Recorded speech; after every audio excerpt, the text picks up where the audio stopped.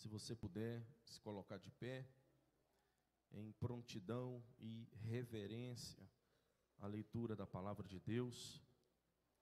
Êxodo capítulo 33.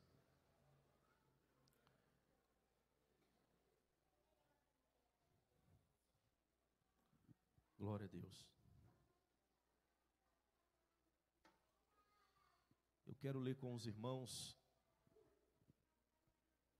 os 4 primeiros versículos, após os versículos 12 até o de número 15. Êxodo capítulo 33, versículos 1 ao 4, após versículos 12 ao 15. Glória a Deus. Os irmãos acharam? Amém? Diz assim a palavra de Deus, acompanhe a leitura na sua Bíblia. Disse o Senhor a Moisés: vai, sobe daqui tu e o povo que tiraste da terra do Egito, para a terra a respeito da qual jurei a Abraão, a Isaque e a Jacó, dizendo: à tua descendência a darei.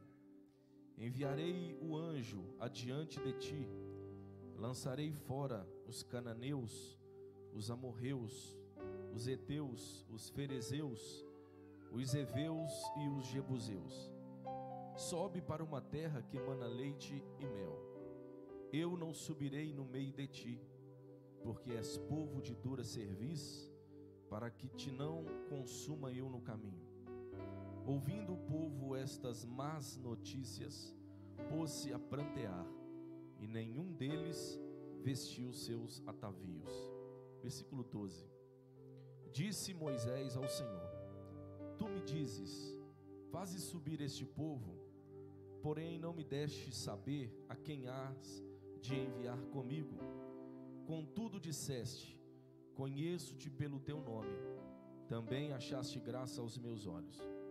Agora, pois, se achei graça aos teus olhos, rogo-te que me faça saber neste momento o teu caminho, para que eu te conheça e ache graça aos teus olhos, e considera que esta nação é o teu povo. Respondeu-lhe o Senhor a Moisés: a minha presença irá contigo, e eu te darei descanso.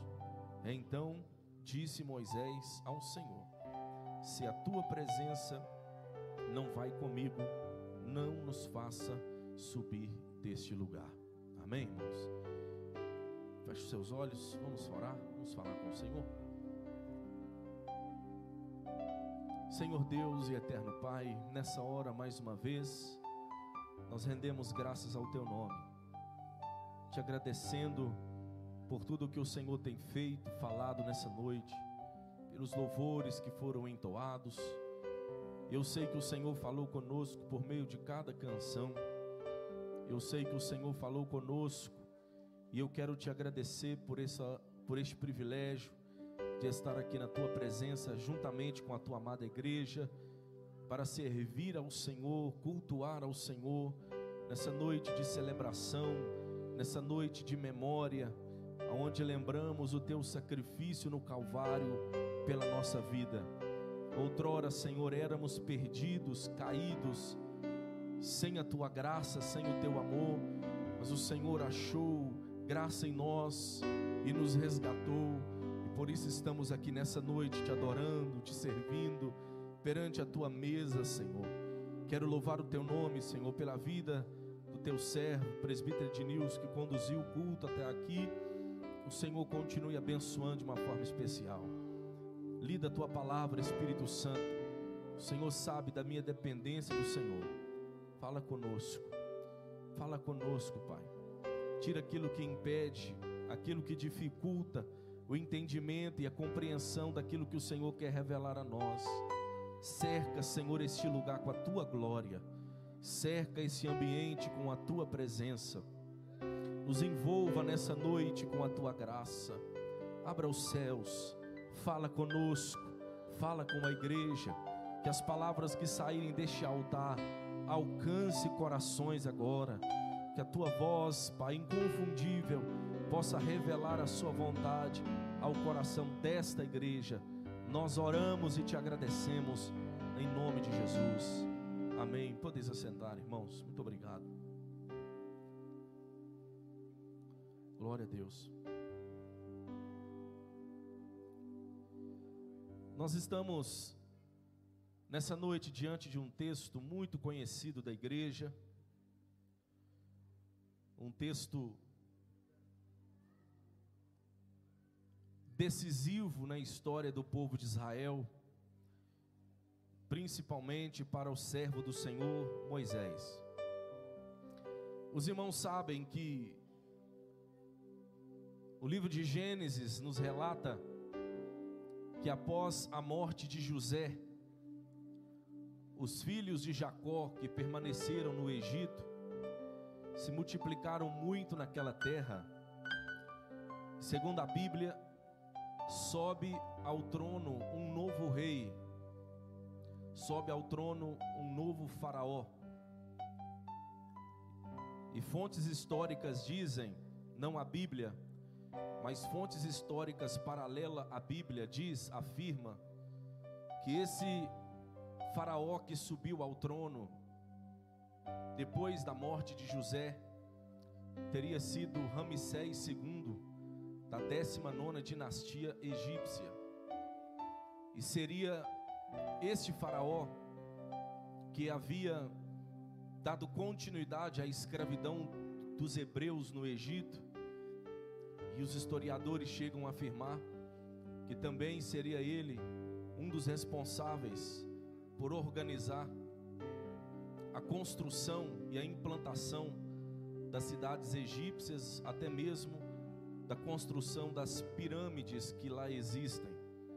É claro que cada pirâmide levou muitos anos para serem construído e não foi estabelecido somente com esse faraó, mas além dele houve outros, mas foi exatamente, especificamente nos dias de Ramsés II que os hebreus que estavam ali ficaram escravizados juntamente,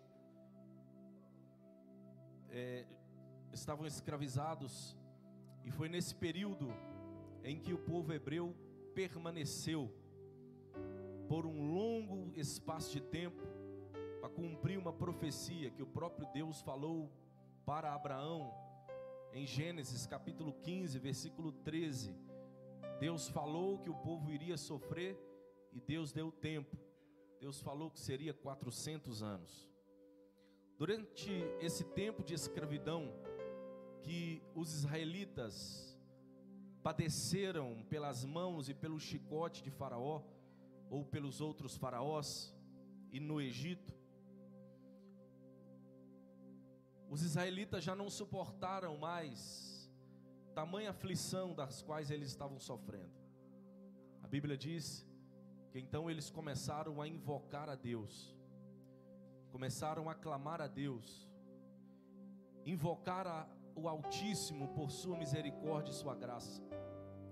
E diz a Escritura que Deus ouviu dos altos céus, e Deus então vai projetar para o seu povo um plano de redenção, um plano de salvação, um plano de libertação para tirar Israel do Egito. Deus então precisaria de um homem, Deus precisaria de levantar alguém que tivesse habilidades específicas para ser este instrumento nas suas mãos e ser o libertador, ser aquele homem responsável para ir até a frente do seu povo com essa grande responsabilidade, com essa grande missão. Que homem era esse? Um homem cujo nome significa tirado das águas. Estou me referindo a Moisés. E a chamada de Moisés se dá lá no livro de Êxodo, no capítulo de número 3, quando Moisés pastoreava as ovelhas do seu sogro Jetro. E diz a Escritura que enquanto ele estava pastoreando as ovelhas do seu sogro, lá no Monte Horebe, nas margens do Monte Horebe, a Escritura diz que ele teve uma visão incomum. Diz a Bíblia que ele viu um arbusto pegar fogo. Ele viu uma sarça pegando fogo. É interessante que o nosso Deus do alto dos céus, Ele conhece todos os montes, Ele conhece todos os arbustos, todas as árvores, todas as sarças. Mas naquele dia específico, a Bíblia diz que se cumpriu Deuteronômio 12:11, aonde o próprio Deus escolheu um lugar para manifestar a sua presença. Deus poderia ter escolhido outros montes, Deus poderia ter escolhido outras árvores, outro arbusto, mas foi específico naquele dia, no Monte Horebe, e foi específico também naquela sarça. A Bíblia diz que Moisés viu um arbusto pegando fogo, e a visão era sobrenatural. A visão que Moisés teve era algo sobre-humano. Ele viu um arbusto pegar fogo e não queimar, não sucumbir pelas chamas das labaredas que queimavam. E diz a Escritura que quando Moisés intentou no seu coração ir, porque ele ficou curioso diante daquela cena, ele intentou no seu coração ir até onde estava aquela visão que ele estava vendo. E diz a Bíblia que saiu uma voz do meio daquela chama de fogo e disse para ele: Moisés, Moisés, não chegues para cá, antes tire a sandália dos teus pés, porque o lugar onde você pisa é terra santa. Moisés entendeu o recado de Deus naquele momento, porque os irmãos sabem que Moisés, ele era filho, considerado filho da filha de Faraó. Os primeiros 40 anos da vida de Moisés foi na corte egípcia. Os primeiros 40 anos de vida de Moisés foi aprendendo nos palácios do Egito a cultura, a língua. Aprendeu nas melhores escolas e universidades do Egito naquele tempo. Moisés, muito provavelmente, conhecia de astronomia. Moisés, muito provavelmente, conhecia da medicina. Na época mais avançada era no Egito. Moisés, muito provavelmente, conhecia a técnica daquilo que os egípcios dominavam muito, que era a técnica do embalsamamento. Os egípcios dominavam isso, tanto que hoje existem múmias encontradas de 3.000 anos de história, e algumas delas ainda quase que intactas. Isso foi os egípcios que descobriram e aperfeiçoaram ao longo dos anos as técnicas do embalsamamento, e Moisés muito provavelmente aprendeu essa técnica. Muito provavelmente Moisés era daquele homem que tinha o conhecimento dos egípcios. Dentre eles, uma cultura entre os egípcios era muito famosa, que qualquer pessoa, ao se apresentar diante de Faraó, que era considerado um semideus, um deus humano na terra, qualquer pessoa ao se aproximar no palácio, aonde estava o trono de Faraó, nenhuma pessoa poderia entrar no palácio real se ele estivesse calçado com seus pés. Ao entrar no palácio onde estava Faraó assentado, toda pessoa deveria tirar o sapato dos pés e acessar o local onde ele estava, porque na cultura, na mitologia dos egípcios, aquele local, aquele ambiente onde estava estabelecido Faraó, era um ambiente sagrado, era um ambiente onde estava ali o semideus Faraó, aonde não poderia ser sujo, não poderia ter carregado nenhum tipo de impureza. E os irmãos sabem que o Egito é uma terra desértica, aonde os pés se sujam com muita facilidade. E quando Deus falou assim para Moisés: tira a sandália dos teus pés, porque o lugar onde você pisa é terra santa, Moisés entendeu que Deus estava utilizando da mesma metodologia com o Faraó para com ele. Em outras palavras, Moisés, se diante do homem você faz o que faz, diante de mim você tem que fazer com muito mais temor e tremor. Por isso que o escritor ao livro de Eclesiastes diz: guarda o teu pé ao entrares na casa do Senhor teu Deus. Quando você está num ambiente tal como nós estamos aqui, e entramos neste culto para adorar o Senhor, você nunca deve se esquecer que esse ambiente onde a presença de Deus está, ele se torna sagrado, ele se torna santo, porque Deus está na casa, Deus está no ambiente. E muitos de nós já perdemos o temor, o tremor e a reverência e o respeito pela presença de Deus na igreja.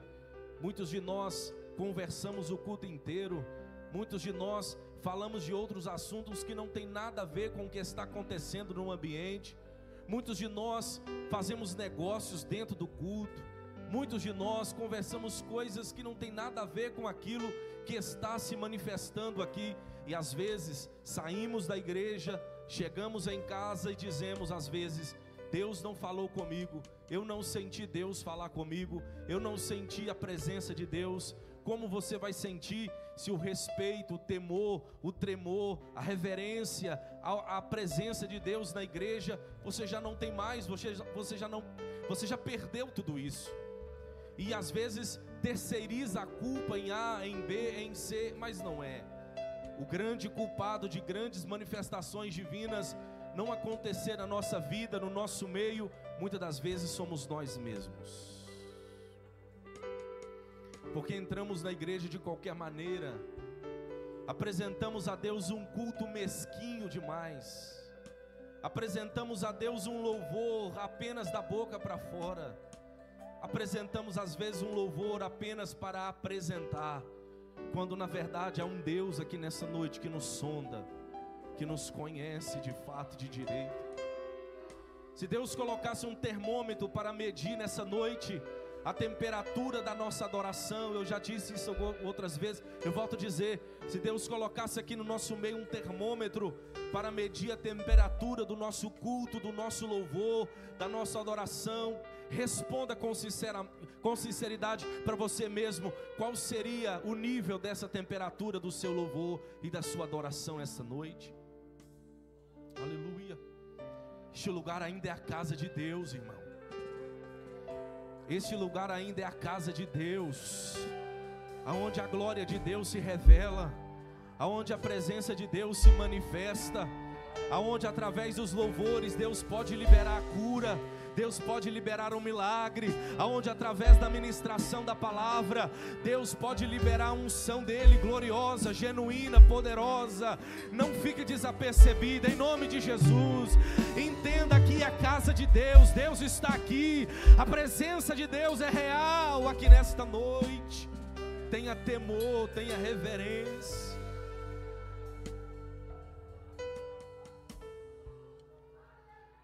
Moisés, tire a sandália do teu pé, Moisés, porque o lugar onde você está é terra santa.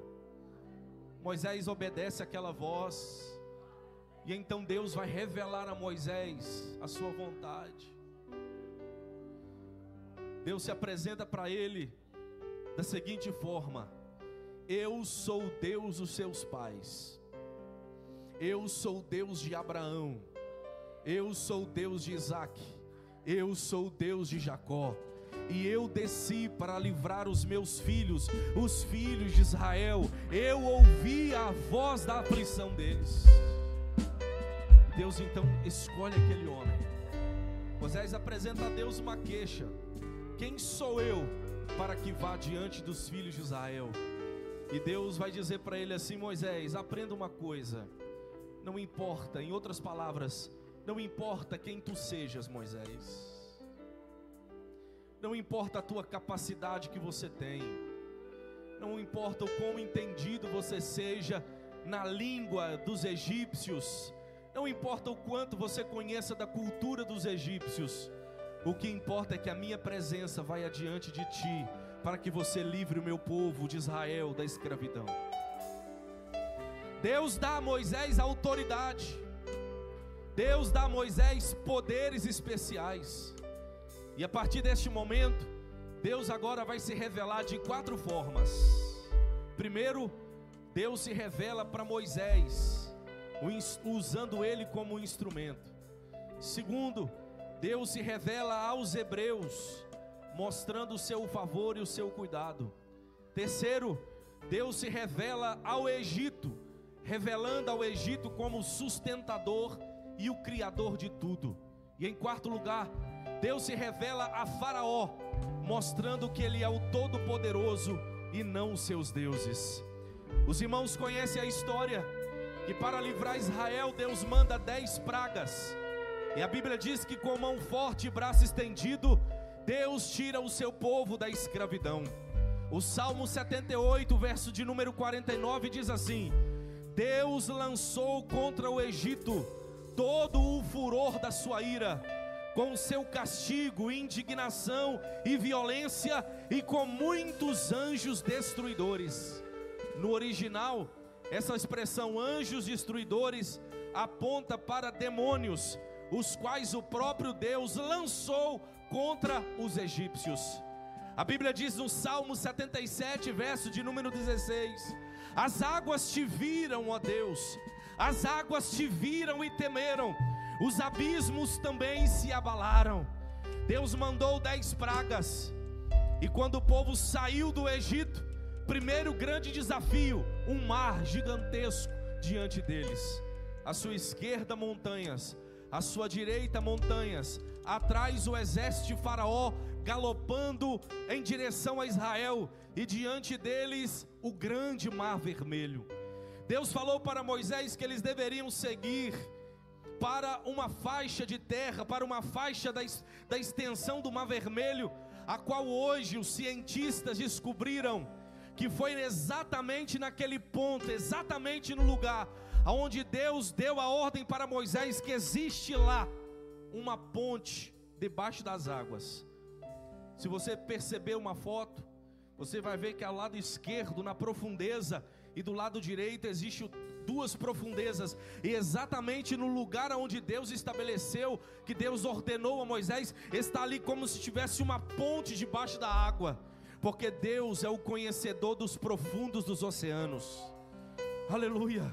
O nosso Deus conhece, irmãos, o oculto, o escondido, porque foi Ele que criou os mares, foi Ele que criou os oceanos, foi Ele que criou os rios. Ele é o possuidor do céu e da terra, Ele é o conhecedor de absolutamente todas as coisas. O meu Deus e o seu Deus, Ele cuida dos detalhes. O meu Deus e o seu Deus, Ele conhece aquilo que nós não conhecemos, Ele vê aquilo que nós vemos, para revelar a nós o quão grande Ele é, o quão poderoso Ele é.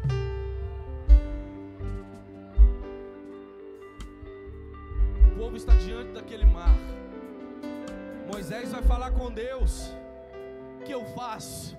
A ordem de Deus é: o cajado que você está na mão, toca com ele nas águas.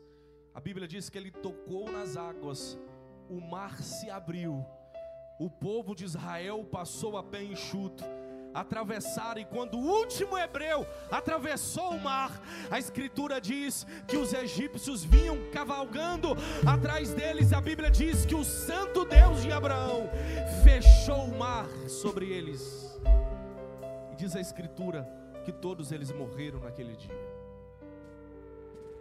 Não foi o cajado de Moisés que abriu o mar vermelho, irmãos. Quem abriu aquele mar naquele dia, sabe quem foi? A presença gloriosa de Deus. Não foi o cajado de Moisés, não. O cajado era apenas um instrumento de madeira, o homem era apenas um instrumento de carne e osso, mas a presença de Deus envolveu o oceano. Aleluia, oh aleluia, aleluia, aleluia. Deus é o Deus do sobrenatural, Deus é o Deus do metafísico, Deus é o Deus de causas impossíveis. Aquilo que para o homem é impossível, para Deus não é. Aquilo que para o homem vai sucumbir, para o nosso Deus não é. Ele é o Deus do impossível. Quantos acreditam nisso? O mar vermelho se abre, os inimigos são destruídos diante dos seus olhos. Durante todo o percurso no deserto, o povo vai experimentar o cuidado divino. E tem um detalhe: o povo experimentou Deus cuidando deles pessoalmente. o povo tinha fome de carne, a Escritura diz que Deus mandava codorna para o povo comer. O povo não tinha o pão durante o dia, a Bíblia diz que Deus mandava um maná todos os dias. Quando o povo tinha sede, basta tocar na rocha e vertia uma corrente de águas, e o povo bebia, matava a sua sede.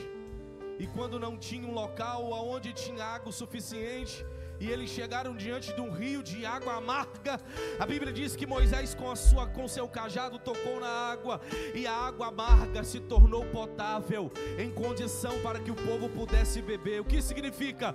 Significa que Deus estava cuidando do seu povo. Não bastasse isso, a Bíblia diz que as crianças cresciam, o sapato e as roupas cresciam nos pés e no corpo das crianças. A Bíblia diz que durante o dia, um sol calcicante, 50 graus Celsius, Deus colocava uma nuvem do tamanho dos hebreus. O povo caminhava, a nuvem caminhava, livrava o povo do calor do dia. E durante a noite, um frio, e Deus colocava uma coluna de fogo para aquecer o povo e para livrar o povo de animais peçonhentos durante a noite. Em outras palavras, Deus estava com aquele povo lá, ó. Deus estava com eles cuidando. Eu me peguei pensando semana passada, que já fazem 5 anos que propagaram que a pandemia do Covid-19 havia chegado no país. Você se lembra? 5 anos atrás, como nós estávamos? Todo mundo desesperado, aflito, afoito, crise de ansiedade. Nós não sabíamos como seria o dia de amanhã. As igrejas fechando, culto, horário reduzido. Muitos de nós, durante a pandemia, infelizmente, alguns irmãos nossos perderam a vida, outros quase perderam a vida. Deus foi lá no hospital, Deus deu o livramento, Deus deu a proteção, a mão do Senhor foi estendida sobre muitos de nós. Quantos de nós temos testemunhos para contar? Quantos de nós vimos o cuidado, o favor, a proteção divina? Isso não é natural, isso não é coincidência. E se a mão de Deus sobre nós, sobre o seu povo, mostrando o cuidado, o favor, aleluia, que Ele estava conosco, cuidando da igreja nos mínimos detalhes.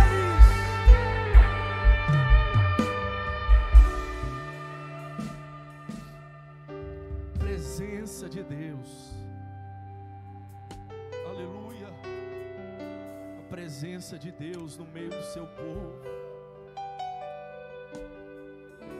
a presença de Deus no meio do seu povo.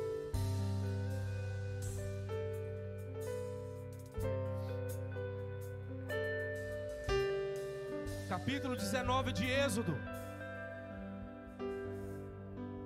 A Bíblia diz que os israelitas estão estacionados no deserto do Sinai, e Deus vai falar com Moisés: Moisés, sobe até o cume do Sinai, porque aqui eu vou te dar as revelações das leis, e essas leis vai servir para organizar, direcionar a vida civil e religiosa, moral dos israelitas até e na terra prometida. Moisés subiu para o Sinai, e a Bíblia diz que ele ficou lá 40 dias e 40 noites ininterruptos. Você já se perguntou como que Moisés ficou 40 dias e 40 noites sem comer, sem beber, em um jejum ininterrupto? Já parou para pensar que Moisés, um homem, um ser humano como nós, subiu para o cume e ficou 40 dias, o máximo que conseguimos ficar sem comer ou sem beber, sem que os nossos rins se atrofiem, sem que nós não consigamos mais sobreviver, no máximo, segundo os cientistas, é de 3 a 4 dias, no máximo. Moisés ficou 40 dias no monte. Você já se perguntou o que aconteceu lá em cima? Sabe quem estava preservando a vida de Moisés lá? Era a presença de Deus todo momento. Oh, aleluia. Só a presença de Deus é capaz de preservar, irmãos. Aleluia, aleluia. Lá no Sinai, 40 dias, 40 noites, Deus revelando a Moisés as 613 leis. Deus trazendo revelações, Moisés ouvindo Deus falar, lá no cume do Sinai. A Bíblia diz que trovejava, dava relâmpagos. O escritor aos Hebreus escreveu que o monte Sinai tremeu quando Deus desceu no cume do Sinai. Lá embaixo, o povo está vendo os sinais e não está ouvindo, mas está ouvindo, vendo trovões e relâmpagos, quando na verdade era a voz de Deus se revelando para Moisés. Do capítulo 19 até o capítulo 32 do livro de Êxodo, Moisés está no Sinai. Chega no capítulo 32, o povo vai ser tomado pela impaciência. Sabe o que eles fazem? O povo ainda está infectado pelo pecado da idolatria. Eles vieram do Egito, mas o Egito não saíram deles. Você está entendendo? Eles saíram do Egito, mas o Egito ainda estava dentro deles. Eles saíram do Egito, mas as práticas ainda estavam com eles. Quantos saíram do mundo e ainda tem muito de mundanismo dentro de si? Quantos que se dizem ser convertidos, mas na verdade são apenas convencidos? Quantos que estão na igreja e ainda tem vários resquícios do mundo dentro de si? Mas eu quero crer nessa noite que o Espírito do Senhor, Ele está tratando conosco aqui neste lugar, e Ele está falando no teu coração aquilo que você trouxe do mundo, as manias, os modismos, aquilo que não glorifica a Deus. É tempo de dizer ao Espírito Santo: tira de mim, Senhor, porque eu quero ser uma nova criatura na tua presença.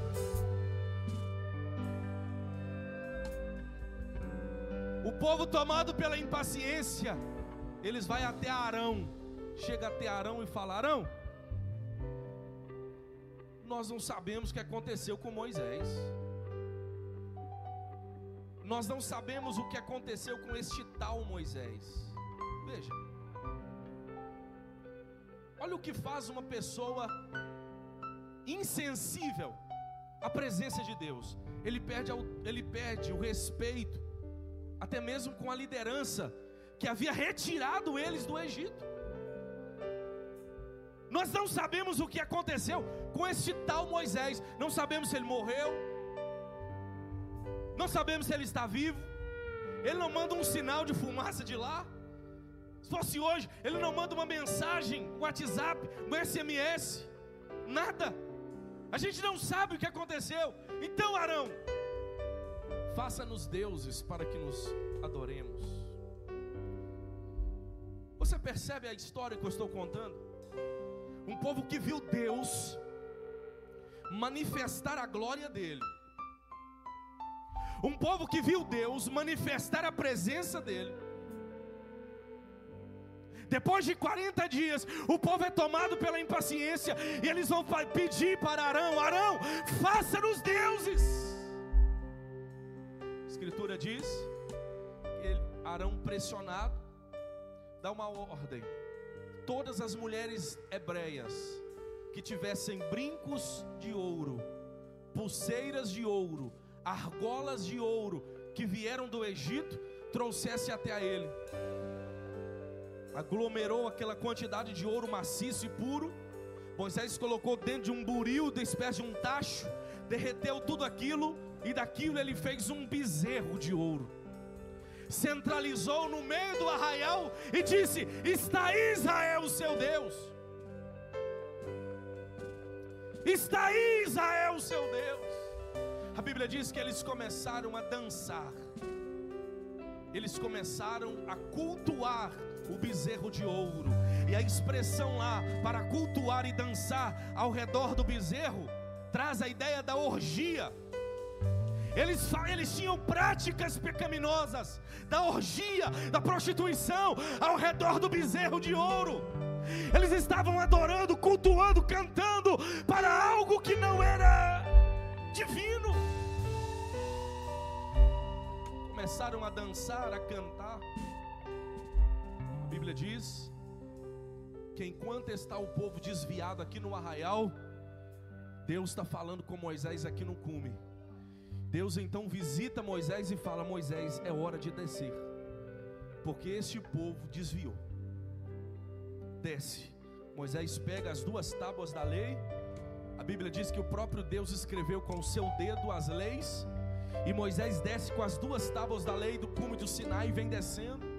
Encontra com Josué, o seu servidor, que estava em uma extremidade do monte, e ambos vão descendo. Em certo momento da descida, Josué olha para Moisés e fala: Moisés, que som é este que vem do arraial? Porventura é o som dos vitoriosos? E Moisés diz: não, porque ele veio com o recado de Deus. Isso não é o som dos vitoriosos, esse é o som dos vencidos. Eles descem, e quando chegam no arraial, ele depara com a cena. Pensa comigo, Moisés há 40 dias atrás sobe e deixa o povo crente.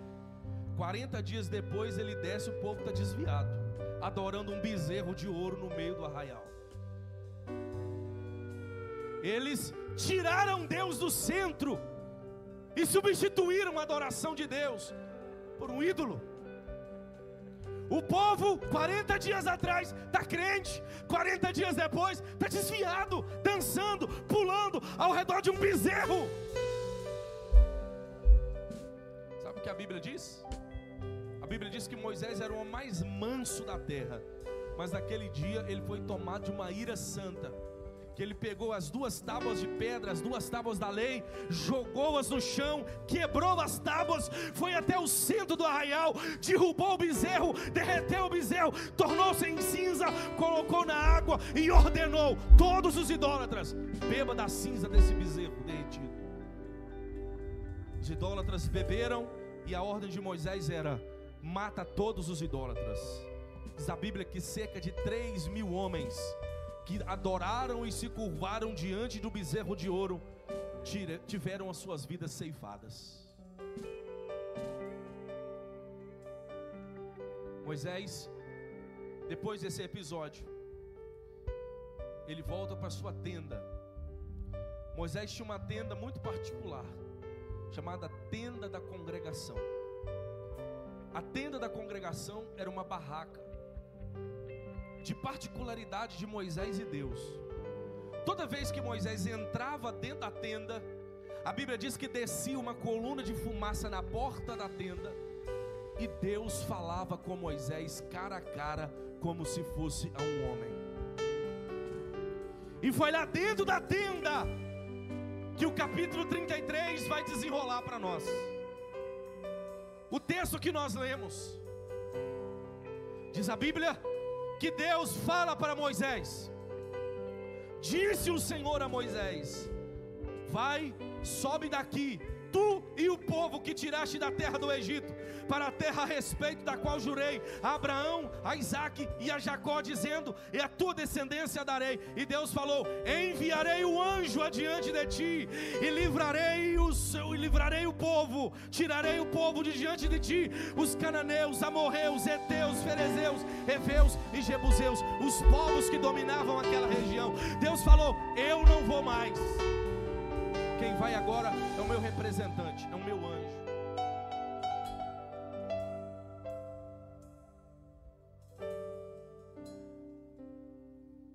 Deus falou: eu não vou mais no meio do meu povo.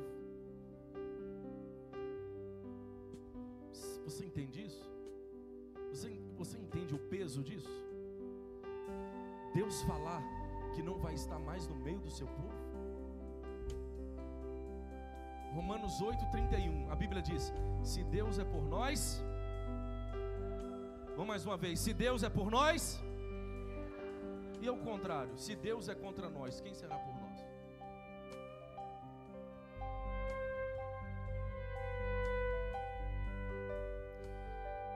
Se Deus é contra nós, quem será por nós? A pior coisa é quando Deus se afasta da vida de alguém, irmão. Sansão brincou com o pecado, e quando ele foi chamar a presença do Espírito Santo, o Espírito Santo não estava mais na vida dele. E esse texto me quebra no meio, porque eu amo muitas coisas na minha vida, mas a presença de Deus eu amo mais. É a presença de Deus que me sustenta e que me mantém de pé. É a presença de Deus que me fez ser o que eu sou hoje. Eu não sou nada, eu não tenho nenhum méritos humanos. Tudo vem dele, por ele e por ele. A Bíblia diz que é por ele que nós nos movemos, é por ele que nós vivemos. Louvado seja Deus.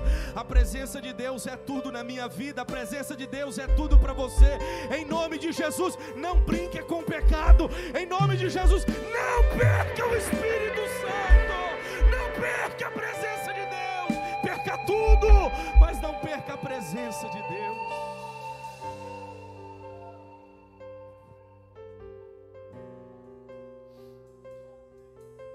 Quando Sansão foi invocar o Espírito não veio. Meu Deus, quantos de nós estamos brincando com o pecado e com a iniquidade? Quantos de nós estamos achando que uma coisa não tem nada a ver? Isso todo mundo faz, isso não tem problema, todo mundo faz. Não, irmão, entenda pelo amor de Deus, que você não é todo mundo, que você não pode quebrar princípios, não pode quebrar valores. Em nome de Jesus, entenda, abra tua mente. O diabo mora na porta da necessidade. Ele vai apresentar a você circunstâncias, situações, para que você pise e ele puxe o laço e te derrube. Mas essa noite, debaixo da mão do Espírito Santo, Deus está mandando dizer: igreja, vigia. Não brinque com o pecado.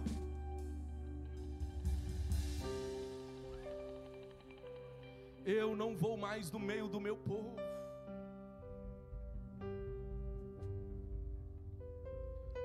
Moisés vai falar com Deus: Senhor, quando o Senhor apareceu para mim lá em Êxodo 3, no meio da sarça, o Senhor não falou para mim que mandaria um anjo. O Senhor falou para mim que a tua presença ia diante de mim, diante do povo. A Bíblia diz que anjos são espíritos ministradores enviados para servir aqueles que hão de herdar a salvação. Anjos são bons? Sim. São poderosos? São. A Bíblia diz que Deus, no dia em que o exército assírio cercou Judá e prometeu entrar dentro de Judá para ceifar aquela nação, Ezequias orou e Deus escalou um anjo. O anjo desceu e matou 180 mil soldados assírios, um anjo só. Então o anjo estava bom. Só que Moisés falou assim: os anjos são especiais, mas a tua presença é maior. Os anjos são reais, são poderosos, mas a tua presença é muito melhor. Aleluia. Oh, aleluia. Aleluia. Aleluia. Aleluia. A maior necessidade da igreja não são bênçãos. A maior necessidade da igreja é Deus. A maior necessidade da igreja, aleluia, não é a provisão, mas é o provedor.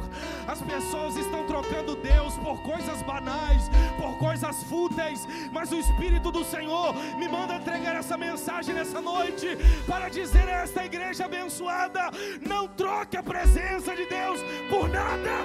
A presença de Deus é insubstituível na nossa vida. Valorize a presença de Deus.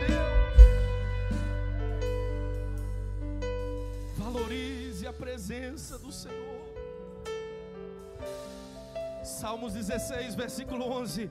Na presença do Senhor há abundância de alegria. Você entra num culto como esse essa noite, talvez triste, abatido, tomado por uma crise de ansiedade, e no momento dos louvores, da ministração, da oração, a presença de Deus envolve o ambiente, envolve o teu coração, envolve a tua mente, e quando você se vê, você nem se lembra mais daquilo que você estava sentindo. O que é isso, pastor?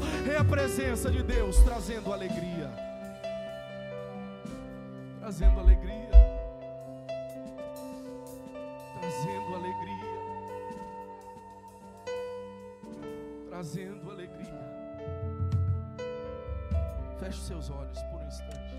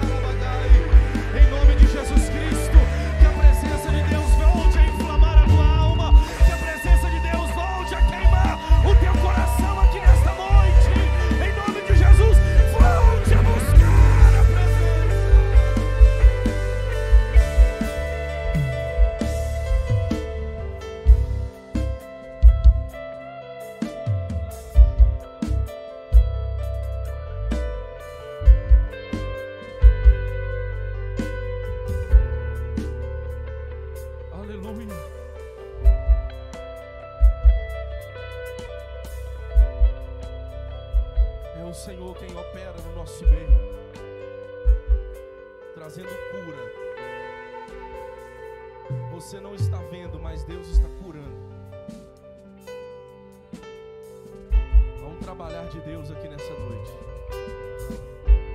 Há um trabalhar de Deus aqui esta noite.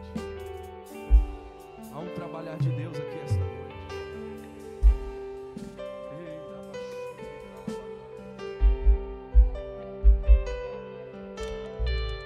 Não perca a presença de Deus. Moisés orou, Deus ouviu. Uma boa notícia. A Bíblia diz que Deus voltou a se manifestar no meio daquele povo. Aleluia. Deus vai voltar a manifestar na tua casa de novo. Você acredita nisso? Deus vai voltar a manifestar no teu ministério de novo. Aleluia. Deus vai voltar a manifestar na sua presença nessa noite de novo.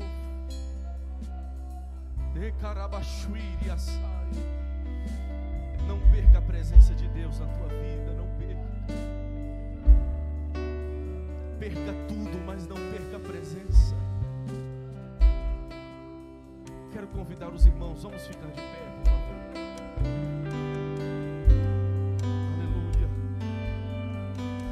Aleluia. Quero pedir os obreiros, por favor, desçam aqui, irmãos. Peguem as bandejas, vamos consagrar agora. Aleluia.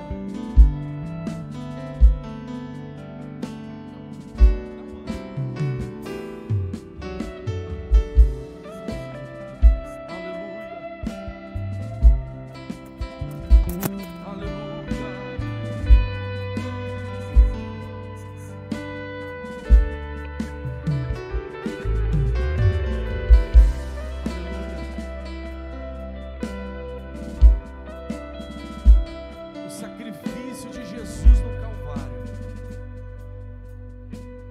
garantia da presença diária de Deus conosco.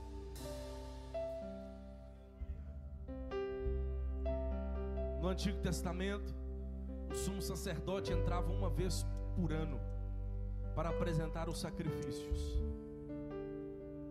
Mas quando Jesus morreu, a Bíblia diz que o véu do templo se rasgou de alto a baixo, dando livre acesso por meio do sangue do sacrifício de Jesus. O que nós estamos fazendo aqui esta noite, a ceia, participamos da ceia, não é para sermos salvos, mas é porque nós estamos salvos. Não é para ser salvo, mas nós já estamos salvos. Entendemos o sacrifício de Jesus, entendemos aquele amor substitutivo pela nossa vida. Aqui está o suco, o pão, que são símbolos do corpo e do sangue dele. Quando você participar de forma simbólica, será a materialização da presença de Jesus na tua vida. Aleluia. Isso é glorioso, isso é maravilhoso. Fecha os olhos, vamos orar. Senhor, nessa hora nós apresentamos ao Senhor esses elementos que são um símbolo do teu corpo e do teu sangue. Pedimos a consagração agora, para que possamos juntos, em comunhão com o Senhor e em comunhão uns com os outros, participar da mesa do Senhor. Participaremos, ó Pai, com santo temor e reverência em nossa alma, porque entendemos o peso deste momento. Sabemos que o teu sacrifício no Calvário foi para nos salvar, foi para nos tirar da escravidão do pecado, e o Senhor veio morar dentro de nós. Nós hoje somos casa, templo da presença manifesta do teu Espírito Santo. Oh Deus, ao ingerirmos esse pão, ao ingerirmos esse suco, possamos, ó Deus querido, ser fortalecidos na fé, na comunhão, e que possamos ter, ó Pai, a nossa intimidade restaurada com o Senhor nessa noite, para a glória do seu nome, em nome de Jesus. Os irmãos podem servir. Você que é de outra igreja, que está nos visitando, está em comunhão lá, tenha liberdade, participe conosco. Ao pegar o pão, ao pegar o suco, aguarde. Vamos todos juntos participar em comunhão. A Bíblia diz: esperai uns pelos outros. Isso é comunhão, isso é mesa do Senhor. Aleluia.